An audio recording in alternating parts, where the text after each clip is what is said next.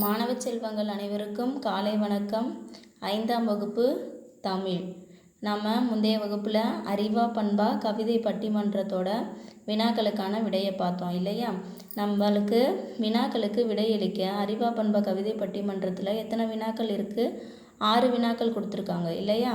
அதில் நம்ம முந்தைய வகுப்பில் 4 வினாக்களுக்கான விடையை பார்த்தோம் இல்லையா? அந்த 4 வினாக்களுக்குமான விடையை நம்ம என்ன பண்ணிக்கலாம், ஞாபகப்படுத்திக்கிட்டு அதை தொடர்ந்து வர வினாக்களுக்கான விடையை நாம் இந்த வகுப்பில் பார்க்கலாம்.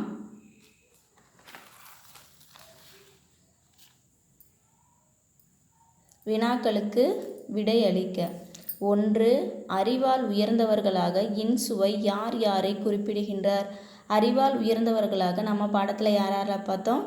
அப்துல் கலாம் ஐயா அவர்களையும் தாமஸ் ஆல்வா எடிசனையும் பார்த்தோம் இல்லையா? அப்துல் கலாம் ஐயா நம்ம நாட்டோட குடியரசு தலைவர், அப்புறம் ஏவுகணை விஞ்ஞானி இல்லையா? அறிவால் உயர்ந்தவர்களாக நமக்கு பாடத்தில் எடுத்துக்காட்டா இவங்க 2 பேரையும் தான் கொடுத்துருந்தாங்க. அறிவால் உயர்ந்தவர்களாக இன்சுவை Abdul Kalam, Thomas Alva Edison ஆகியோரை குறிப்பிடுகின்றார். அடுத்து பாருங்க. 2. பண்பால் சிறந்தவர்களாக மதியொலி எவரையெல்லாம் குறிப்பிடுகின்றார்? பண்பால் சிறந்தவர்களாக மதியொலி யாரெல்லாம் சொன்னாங்க? புத்தரையும் வள்ளுவரையும் சொன்னாங்க இல்லையா? புத்தர் என்ன சொன்னாங்க? ஆசை தான் துன்பத்திற்கு காரணம். நீங்கள் உங்கள்கிட்ட இருக்க ஆசையை நீக்கிட்டாவே உங்களுக்கு எந்த ஒரு துன்பமும் வராது அப்படின்னு சொல்லி சொன்னாங்க. வள்ளுவர் பண்புக்குன்னு தனி ஒரு அதிகாரத்தையே திருக்குறளில் வச்சிருக்காரு இல்லையா? விடை: பண்பால் சிறந்தவர்களாக மதியொலி புத்தரையும் வள்ளுவரையும் குறிப்பிடுகின்றார். அறிவால் உயர்ந்தவர்களாக அப்துல் கலாமையும் தாமஸ் ஆல்வா எடிசனையும் இன்சுவை சொல்கிறாங்க. பண்பால் சிறந்தவர்களாக மதியொலி யார் யாரை சொல்கிறாங்க? புத்தரையும் வள்ளுவரையும் சொல்கிறாங்க. அடுத்தது பாருங்க. 3. உயிர் காக்கும் நெல்லிக்கனியை யார் யாருக்கு கொடுத்தார்? உயிர் காக்கும் நெல்லிக்கனியை அதியமான் ஔவையாருக்கு கொடுத்தார் இல்லையா?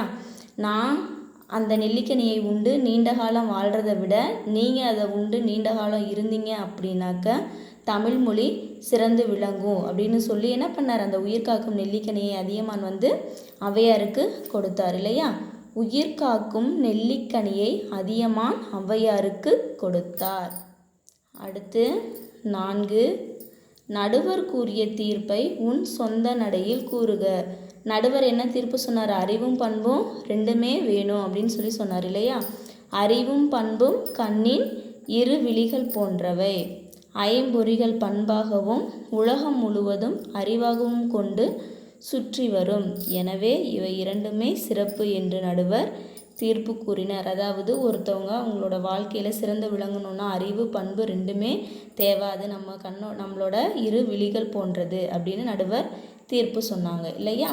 இப்போது அது தொடர்ந்து வர வினாக்களுக்கான விடையை நாம் பார்க்கலாம் சரியா?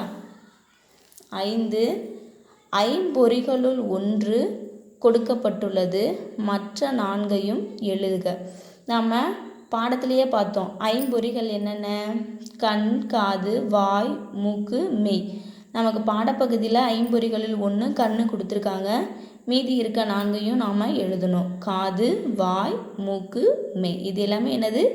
ஐம்பொறிகள் சரியா? அடுத்து பாருங்க. 6. தமிழை சிறப்பிக்கும் பெயர்களை பாடப்பகுதியிலிருந்து எடுத்து எழுதுக. நம்மளோட பாடம் ஆரம்பிக்கிறப்ப நடுவர் என்ன பண்ணாங்க? தமிழ் மொழியை சிறப்பித்து சொன்னாங்க இல்லையா? அந்த பெயர்கள் என்னென்ன அப்படின்னா, விடை: தமிழை சிறப்பிக்கும் பெயர்கள் செந்தமிழ், செம்மொழி, முத்தமிழ், நற்றமிழ், தேன்தமிழ். தமிழை சிறப்பிக்கும் பெயர்கள் செந்தமிழ், செம்மொழி, முத்தமிழ், நற்றமிழ், தேன்தமிழ் சரியா?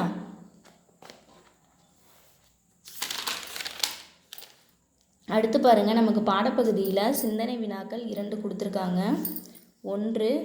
கல்வி, செல்வம், வீரம் இவற்றுள் எது சிறந்தது என நீ கருதுகிறாய், ஏன்?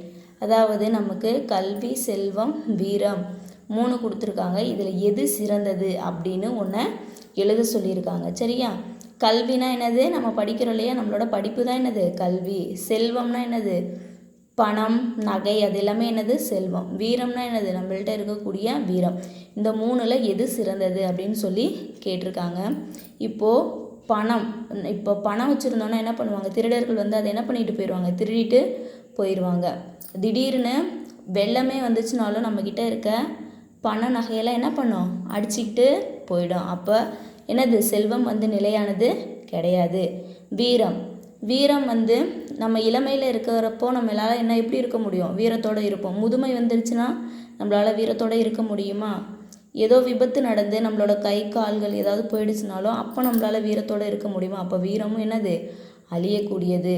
கல்வி செல்வம் மட்டும்தான் அழியாதது. கல்வி செல்வத்தை நம்ம ஒருத்தவங்களுக்கு கொடுத்தாலும் அது நம்மக்கிட்ட இருந்து என்ன ஆகாது? குறையாது. கல்வி செல்வத்தை திருடர்களால் என்ன பண்ண முடியாது? திருட முடியாது.